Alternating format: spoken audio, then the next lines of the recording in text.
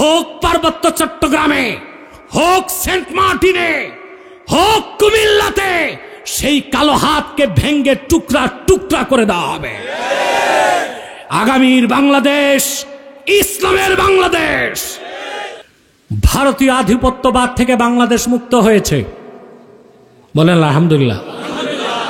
ভারতের দালালদের হাত থেকে দেশ মুক্ত হয়েছে, কিন্তু আগামীতে অন্য কোন আগ্রাসন বাংলাদেশ মেনে নিবে না। আমরা উচ্চ কণ্ঠে বলে দিতে চাই, আমার বাংলাদেশে সবুজ লাল পতাকার দিকে যে অপশক্তি তাকাবে তার চোখ বের করে নেওয়া হবে। যদি আমার দেশের সীমানার 1 ইঞ্চি জায়গায় কেউ হাত দেয়, হোক পার্বত্য চট্টগ্রামে, হোক সেন্ট মার্টিনে, হোক কুমিল্লাতে, সেই কালো হাতকে ভেঙ্গে টুকরা টুকরা করে দেওয়া হবে।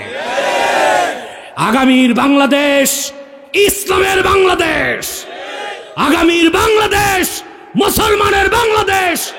আগামীর বাংলাদেশ খেলাফতের বাংলাদেশ। আল্লাহ আমাদেরকে কবুল করুক, আল্লাহ আমাদেরকে মঞ্জুর করুক। আমাদের এখনই ঐক্যবদ্ধ হওয়ার সময় এসেছে। বাংলাদেশ একটি গজব থেকে বেরিয়ে এসেছে, এখন আমাদের ঐক্যবদ্ধ হতে হবে আরেকটা গজবে যেন বাংলাদেশ না ঢুকে। আপনারা কিছু টের পান? আপনারা জনগণ আলহামদুলিল্লাহ আমার তাফসির হাদিস শরীফের ব্যাখ্যা যা করি, ওয়াজ মাহফিল ফতোয়া এগুলো শুনেন, কিন্তু আমার ইউটিউব চ্যানেলে আমার রাজনৈতিক লেকচারও আছে, এগুলো মাঝে মধ্যে দেখেন। খিজিল খান সাহেব দেখেন নাকি? দেখেন। আমি কিন্তু অনেক পলিটিক্যাল বক্তব্য দেই, অনেক বেশি দেই। কেন দেই? আমি চিন্তা করি যে আমার দেশে যারা রাজনীতি করছে, এরা রাজনৈতিকভাবে দেশের মানুষকে সঠিক সিদ্ধান্তটা সবসময় দিতে পারে না। রাজনীতি 2 প্রকার। কয় প্রকার? বাহ, আমাদের মাঠ কিন্তু ভরে গেছে আলহামদুলিল্লাহ। কি খান সাহেব? কবুল হয়ে গেছে আলহামদুলিল্লাহ বলেন। আল্লাহ ঠান্ডাও করে দিছে, তা বোঝা যায় মুনাজাতও কবুল হয়ে যাবে ইনশাআল্লাহ।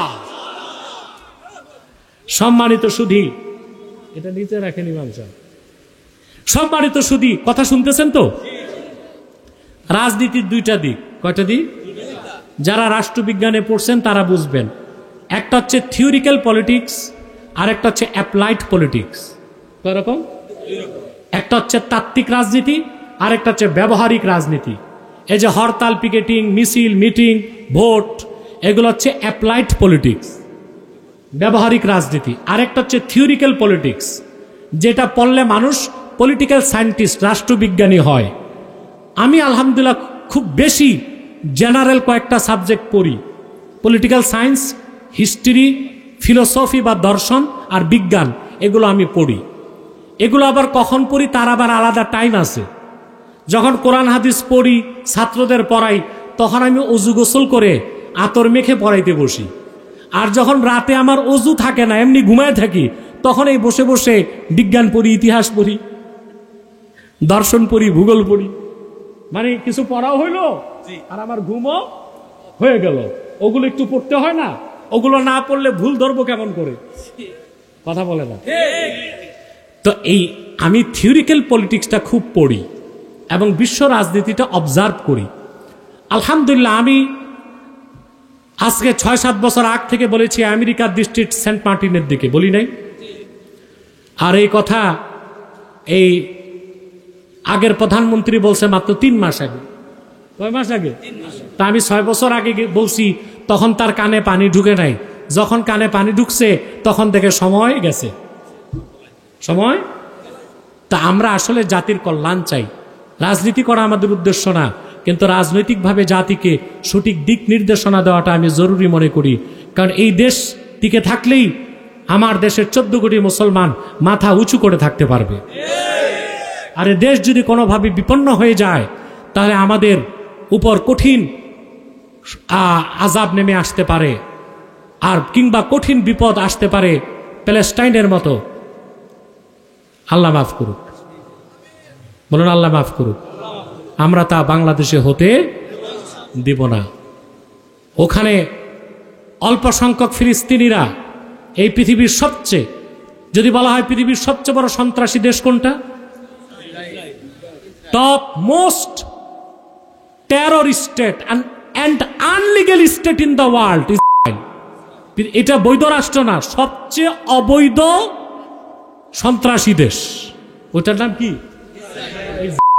এটার 20 দাঁত ভেঙ্গে দিচ্ছে সামান্য কিছু ফিলিস্তিনি মুসলমান।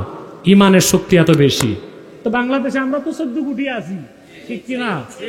দেখেন না পাশে যারা দাদাগিরি করতে চায় আমাদের ভয়তে কেমন কাঁপে, কথা বলে না, ভয়তে কাঁপে। কাঁপাকাঁপির চোটে এখন দরখাস্ত পাঠাইছে, ইলিশ মাছ ভিক্ষা চায়, কারণ বাংলাদেশের ইলিশ ছাড়া সরস্বতী পূজা ওদের হয় না, এই জন্য ইলিশ মাছ চাইছে। তাই বোঝা যায় আগে আমাদের বাংলাদেশে ইলিশ ধরা বন্ধ করে ইলিশ সাপ্লাই দেওয়া হইতো পশ্চিম বাংলায়, ঠিক কিনা? তো এখন আলহামদুলিল্লাহ আমাদের কাছ থেকে ভিক্ষা টিক্কা চাইয়া ওরা যদি কিছুটা চলতে পারে, চলুক। সম্মানিত সুধী, তা আপনাদেরকে আমি এটাই বলবো, কাফের মুশরিক রামবাম নাস্তিকদের বিরুদ্ধে আপনাদের ঐক্যবদ্ধ হতে হবে।